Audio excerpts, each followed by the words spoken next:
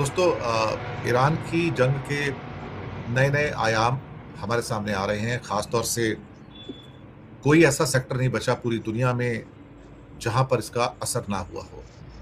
ऐसा लगता है कि ये जंग अब 800 करोड़ लोगों की रसोई में चली गई है। उनके डेली जो जीवन है उसको बुरी तरह से प्रभावित कर रही है। और खास तौर से इस दुनिया का एक दस्तूर भी कुछ इस किस्म का है जहां पर जब कोई जंग होती है तो लोग उसको इग्नोर कर देते हैं, हमें इससे क्या लेना। लेकिन जब उस जंग की आग आपकी रसोई घर तक पहुंच जाए और ऐसा लगे कि आपके जीवन पे उसका एक एडवर्स इम्पैक्ट आया, तो फिर आपको महसूस होता है कि अच्छा, ये जंग मेरे दरवाजे पे आई है। तो तब उस पे रिएक्शन आने शुरू होते हैं। अदरवाइज यूक्रेन वॉर चल रही थी, किसी ने परवाह नहीं की, हमें क्या लेना, ठीक है उनके घर में है, छोटा मोटा इम्पैक्ट हुआ। गजा पे आया था तो वहां भी चल रहा है, हमें क्या लेना, छोड़िए।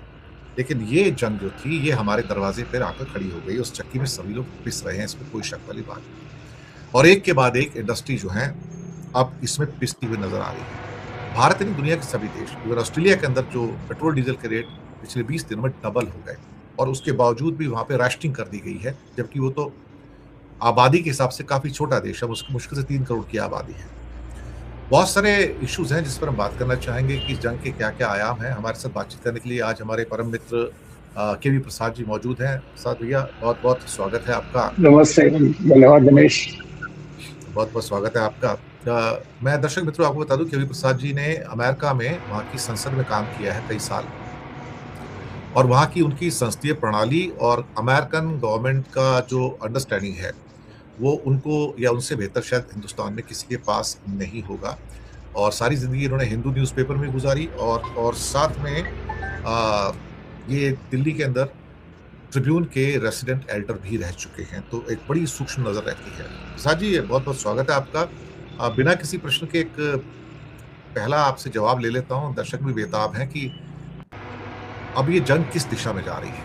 किसी को कुछ समझ नहीं आ रहा है, कि कंफ्यूज है इस टाइम। जी। ये जंग जैसे आपने कहा क्या रुख इख्तियार कर रहा है, अभी किसी को नहीं दिख रहा, क्योंकि रोज बरोज जिस तरह की खबरें निकल के आ रही हैं। अभी आधे घंटे पहले पड़ी यमन की तरफ से हूती को फिर से वहां पे वो ईरान की तरफ से जंग में कूद गए हैं, जो कि उनको माना जाता था प्रॉक्सीज थे। अभी बाकियों का भी पता नहीं उनका क्या रवैया रहेगा, चाहे ईरान के जो प्रॉक्सी के नाम पे हिजबुल्लाह और लेबनान में जो बैठे हैं, इनका भी अंदाजा नहीं किसी को क्या कर सकते हैं, पहली बात। दूसरा है, ईरान के ऊपर भी बहुत हमले इसराइल की तरफ से अभी हाल फिलहाल। तो जंग थमने का तो नाम अभी दिख नहीं रहा है, बल्कि इसका फैलाव होता जा रहा है, ये स्पष्ट है। और जिस जंग को शायद अमेरिका ने सोचा 4 दिन में निपटा देंगे, आज ये 4 हफ्ते तो निकल गए। मतलब आज 5वां हफ्ता शुरू हो गया।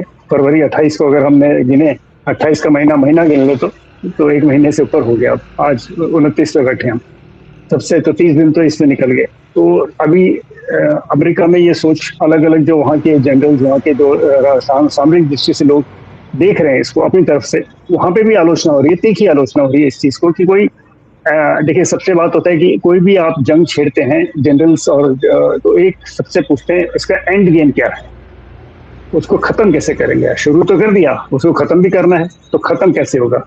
और जिस तरह से ईरान पलटवार किया ईरान ने, और दिखाया कि 4 हफ्ते हो गए हैं ईरान जो है पूरे नाक, एक तरह से नाक में दम कर रखा है उसने, अपने हिसाब से जवाब देता आ रहा है। कम हो, सीमित हो, कुछ भी हो, लेकिन अलग अलग ठिकानों पे जो हमला कर रहा है, जो अमेरिकी बेस पे हमला कर रहा है पूरे खाड़ी के देशों में, तो खलबली तो मची हुई है वहां पे। और आज कोई मध्यस्थता की बात तो दूर दूर तक दिख नहीं रही। हाँ, आपस में कुछ डिप्लोमेट्स बात कर रहे होंगे, कुछ नेता बात कर रहे होंगे, लेकिन जो असली जो तीन है, इसराइल, अमेरिका और उधर ईरान, इनके बीच जब तक कुछ बातचीत नहीं होगी तो कोई रास्ता अभी दिख नहीं रहा दिनेश। जी। इस बीच आज मेरे पास खबरें आई कि कल काफी अमेरिका में प्रोटेस्ट हुए हैं, और वो नो किंग्स प्रोटेस्ट के नाम से जाने जा रहे हैं, और मिनेसोटा और बाकी कई और शहरों के अंदर फैलते जा रहे हैं। खास तौर से फ्यूल को लेके वहाँ पे काफ़ी सेंसिटिविटी है, फ्यूल प्राइसेस को लेके। और जो $2.7 पे जो प्राइसेस कॉमन प्राइस चल रहा था, आज वो $4 और $5 के बीच में आ गए हैं। कई शहरों में 4 हैं, कईयों में 4.25, कईयों में 4.5। मुझे किसी ने बताया कि कैलिफोर्निया के कुछ एरियाज में $5 भी हैं इस टाइम जो रेट चल रहे हैं। तो ऑलमोस्ट ये एक जो राइज है अपने आप में, ये 70-80% से लेके 100% का राइज है। और अमेरिकन इसमें सेंसिटिव रहते हैं, और बॉडी बैग को लेके भी सेंसिटिव रहते हैं। तो मुझे लगता है कि जो डोमेस्टिक प्रेशर है वो ट्रम्प के लिए शायद मुझे नहीं लगता कि कभी-कभी लगता है कि ट्रम्प को परवाह तो है, लेकिन ट्रम्प परवाह नहीं करना चाहता। वो दिखाएगा कि मैं 4 साल को आ गया तब तो मैं ही राजा हूँ, जो करना है कर लूँ, कोई मुझे रोक नहीं सकता है। ये किस अ, किस्म का ख़्यालात है? बिना ट्रम्प साहब के ख्यालात तो सब जानते ही हैं, उस अपनी सोच उन्होंने आगे बढ़ाई हुई है। तो उनके पास जो अमेरिकी राष्ट्रपति के जो जो भी साधन है, जो भी उन पे वो पूरा उसको दिखा रहे हैं कि मेरे पास ये हक है, मुझको चुना गया है, मेरे पास ये शक्ति है, मैं उस शक्ति का प्रदर्शन कर रहा हूँ और इस्तेमाल कर रहा हूँ। और जो आपने प्रोटेस्ट की बात की, नो किंग्स, ये आज दूसरा साल है जो इस तरह का प्रोटेस्ट हुआ है। पिछले साल भी नो किंग्स प्रोटेस्ट अमेरिका में अलग अलग राज्यों में हुआ था। और कल जो आपने जिस जिक्र किया, मिनेसोटा में सबसे बड़ा प्रोटेस्ट ऑर्गेनाइज किया गया है। और ये अमेरिका में जो अलग अलग लोग जो इसको एकत्रित हो रहे हैं, उनका 90 लाख का उनका टारगेट था। अभी मैंने पूरे रिपोर्ट पढ़े नहीं है तो, और ये सिर्फ अमेरिका तक सीमित नहीं है। अमेरिका के बाहर जहाँ अमेरिकी नागरिक बसे हुए हैं, जो पश्चिम के और यूरोप के प्रांतों में, वहां पे भी छुटपुट इस तरह की प्रोटेस्ट की बात कही गई है। दो चीज इसमें दर्शाती है कि जो आपने बात की 4 लीटर पर गैलन, $4 पर गैलन जो पेट्रोल पंप पे रेट चल रहा था। मुझे याद है 2007-8 में जब मैं अमेरिकी संसद में काम कर रहा था, तो उस वक्त इराक का जंग चल रहा था और पूरा जॉर्ज बुश की कार्यकाल पूरा होने वाला था और नई राजनीति में चुनाव होने वाले थे राष्ट्रपति के, जिसमें ओबामा बाद में चुन के आए। तो वहां पे उस वक्त भी करीब करीब $4 जब पहुंचा तो पूरे खलबली मच गई अमेरिका। लोग परेशान हो गए कि उस वक्त $2 या $1.5 में मिलता था और सीधा 4 तक पहुंच रहा था। बहुत ज्यादा फिर काम करना, अमेरिकी राष्ट्रपति ने कुछ कदम उठाए और उस वक्त अमेरिका को हुआ स्टे द कोर्स और लीव द कोर्स। दो ही बहस थी अमेरिका पॉलिटिक्स में। स्टे द कोर्स मतलब अब इराक में लगे रहिए और पूरा करिए, लीव द कोर्स बाहर आ जाइए। और अब जो है विडंबना इस बात की सोचिए, ट्रंप ने कहा कि मैं जो है सबसे बड़ा पीस विश्व में लेके आया हूँ, अमेरिका कोई जंग में नहीं जाएगा। नोबेल पीस प्राइज तक उन्होंने अपने आप को सोचा कि मैं, और कई राष्ट्र कई जगह बोलते गए, हमारे भारत के लिए भी बोल दिया कि मैंने सब कुछ करा दिया, इस तरह अभी भी बोलते रहते हैं। और पीस प्राइज तो उन्हें नहीं मिला। अब तो वो अच्छा, उनकी मंशा तो वही हो गई जब उन्होंने डिपार्टमेंट ऑफ डिफेंस का नाम बदल के मतलब सेक्रेटरी ऑफ डिफेंस को हटा के सेक्रेटरी ऑफ वॉर कर दिया। तो पीटर हेग से तो सेक्रेटरी ऑफ वॉर है, तो जंग तो कर दिया उन्होंने, अमेरिका को जंग में घसीट के ले गए, चाहे अपनी मर्जी से ले गए या जो भी हो, इसराइल के दबाव में ले गए या इसराइल के पक्ष में जाके। तो ये जंग। और दूसरा, अब जो एक और अहम पहलू है जिसके ऊपर थोड़ा सा ध्यान आकर्षित करूंगा, अगर आपके दर्शकों की बात चूक गई हो इस चीज को। पिछले 10 दिन पहले एक चुनाव हुआ था अमेरिका में, फ्लोरिडा में, और ये एक जगह है मार्लोगा, जहाँ की राष्ट्रपति ट्रंप का निजी बंगला है, बहुत बड़ा बंगला है, सब जानते हैं।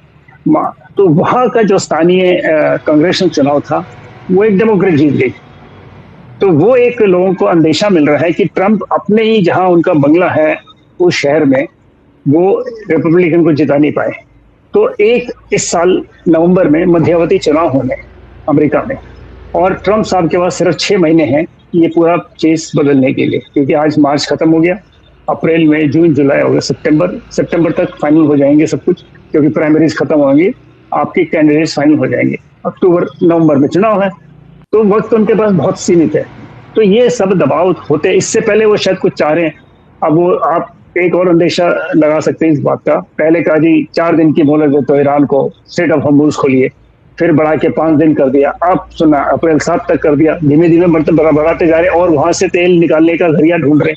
लेकिन सामरिक दृष्टि से जो लोग इस पर नजर रखे कि सबसे शक्तिशाली सेना अमेरिका की, सबसे शक्तिशाली बेड़ा जहाज में, वहां पे नहीं जा पा रहा, हॉर्मुज़ नहीं खुलवा पा रहे। हाँ, आज खबर जरूर आई है अभी थोड़ी देर पहले कि हॉर्मुज़ के आसपास कुछ बमबारी हुई है, लेकिन वहां पे जो उनके 2 एयरक्राफ्ट कैरियर थे वो हटा दिया उन्होंने वहां से। तो ये आपको अंदेशा देता है कि जंग किसी के पकड़ में नहीं है अभी, और भले ही वो कह रहे हैं कि हमने अपना मकसद हासिल कर दिया, जो मकसद था रजीम चेंज, वो तो हुआ नहीं। IRCG अभी भी वहां पे हावी है। दिनेश जी, ये बात तो आपकी ठीक है, लेकिन एक प्रश्न अब उठ रहा है जो कि शायद इस वक्त का यक्ष प्रश्न है कि क्या बूट्स ऑन ग्राउंड आएंगे? सुबह से लेकर शाम तक कई स्टेटमेंट आते हैं, आ रहे हैं, नहीं आ रहे हैं, आ रहे हैं, नहीं आ रहे हैं, जरूरत है, हम आ रहे हैं। शाम होती कहते हैं हमें जरूरत नहीं है, हम आसमान से ही सब कुछ हासिल कर लेंगे। ये कंफ्यूजन मुझे लगता है जानबूझकर पैदा किया जा रहा है ताकि कुछ पैनिक सिचुएशन ईरान के अंदर पैदा हो जाए। लेकिन ईरान इस समय जिस मानसिक स्थिति में है, और मैं हमेशा से कहता आया हूं कि जंग कभी भी बारूद से नहीं जीती जाती, जज्बे से जीती जाती है। और शायद अमेरिकन का अपना इतिहास ही शर्मनाक है इस मामले में कि वो वियतनाम हो या अफगानिस्तान हो, जिस ढंग से वो वहां से भागे हैं, तो हो सकता है उनके पास सुपीरियर वेपनरी हो, लेकिन अगर आपके पास लड़ने का जज्बा नहीं है जो ईरान की जनता के पास है, तो फिर आप अपने गंतव्य स्थान पर नहीं पहुंच सकते। एक दो आइलैंड लेने से आप कुछ हासिल नहीं कर पाएंगे, और बूट्स ऑन ग्राउंड का मतलब फिर बॉडी बैक भी हो जाएगा, बड़े लेवल पे बॉडी बैक होगा, और उससे हंगामा मच सकता है अमेरिका में। सच जी, ये जो आपने बात की, देखिए ये सबसे बड़ी समस्या है। ईरान में भी जो उथल पुथल हो रहा था आया खोमेनी के खिलाफ, स्वर्गीय आयतुल्लाह खोमेनी जो उनके खिलाफ जो संघर्ष हो रहा था, हमने प्रोटेस्ट देखे, महिलाओं का प्रोटेस्ट देखा, कई सारी चीजें हुई। और उस वक्त भी ट्रंप का बयान था कि आप इसको जोर देके जबरदस्ती से नहीं रोक सकते, हम मदद करेंगे। तमाम सारी उकसाहट के बाद अब ये जंग जो हो गया, उसमें जो शख्स या जो लोग ईरानी थोड़ा सा अलग सोचते थे अपने आप को, मतलब निजाम से, वो भी इकट्ठे हो गए। क्योंकि जब राष्ट्र खतरे में है आज उनके लिए, तो और ये तो लड़ाई जीने या मरने की है उनके लिए, इराक के लिए, ईरान के लिए जीने मरने की लड़ाई है। अगर जिंदा रहेंगे, अस्तित्व रहेगा, तो वो कुछ कर पाएंगे। ईरान को अगर बचाना है तो सारे लोग इकट्ठे हो गए आज, और जो नहीं है वो चुपचाप बैठे होंगे, क्योंकि ये कोई माहौल तो है नहीं, जंग का माहौल है, और आपके ऊपर आक्रमण आपके राष्ट्र पे हुआ है। और इससे मानते हैं हम सब, पर्शिया जो है 5,000 एंशिएंट सिविलाइजेशन, प्राचीन सभ्यता है हमारी तरह, और ये एक वहाँ की जो जिसे वो अंदर की शक्ति है, वो इस वक्त दर्शा रही है जो सामने ईरान वाले कर रहे हैं। जैसे मैंने कहा, 4 हफ्ते हो गए, इतनी बड़ी शक्ति इजराइल और अमेरिका दोनों मिलकर जंग लड़ रहे हैं, तमाम सारी टेक्नोलॉजी, तमाम सारे हवाई जहाज, सब कुछ बेड़ा बड़ा, अभी भी ईरान को दबा नहीं पाए ना। कुछ ना कुछ कर ही रहा है ईरान, पलटवार, और जो पलटवार कर रहा है वो घातक भी सिद्ध हुआ। इसलिए अभी जो क्लस्टर म्यूनिशंस उन्होंने यूज किए, वो टेल अवीव में जाके गिरे और रिहायशी इलाकों में गिरे, वहां के लोगों को सायरन तक बचने का मौका नहीं मिला।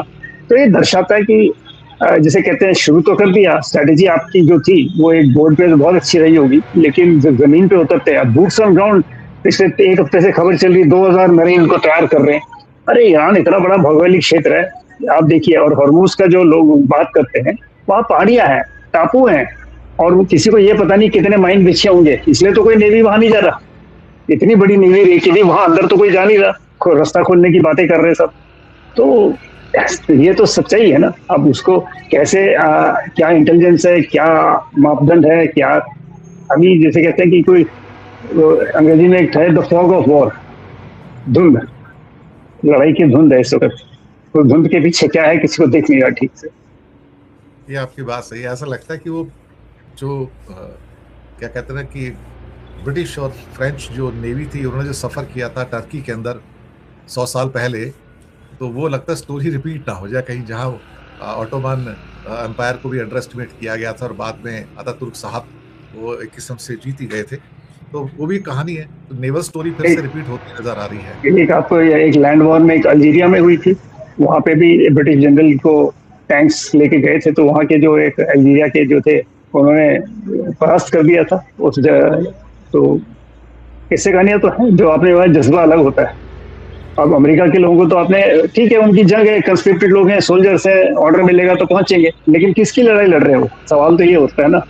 अंततः मेरे को याद है जब मैं अमेरिका में पढ़ने गया था, जब इस फेलोशिप के लिए गया था संसद में काम करने के, 1-2 महीना हमको प्रिपरेशन के लिए यूनिवर्सिटी के साथ अटैच किया था, जॉन्स हॉपकिंस आईएस में, school of international advance studies में। तो मेरे साथ एक अमेरिकी कैप्टन थे, तो मैंने उनसे पूछा ये कोर्स आप क्यों कर रहे हैं। कहता भाई साहब, मैं इराक से आया हूँ, वहाँ ड्यूटी करके आया हूँ, तो मेरे प्लेटून के लोग मुझसे पूछते हैं, पलटन, कि हम ये जंग क्यों लड़ रहे हैं भाई, मुझे तो ये समझा दीजिए। कहता मैं कैप्टन हूँ, मेरे नीचे फौज है 1000 लोगों की, वो मेरे से रोज सुबह पूछते हैं हम किसके लिए लड़ रहे हैं। तो कहते मुझे समझ नहीं है मैं क्यों लड़ रहा हूँ। तो मैं इसको पढ़ने आया हूँ कूटनीतिक तरीके से कि हम लड़ क्यों रहे हैं इराक में जाकर। तो आप समझ सकते हैं, ये मैं 2007 की बात कर रहा हूँ। तो ये मतलब एक छोटा सा आपको मिसाल दे रहा हूँ जिसकी आपने की जज्बे की बात।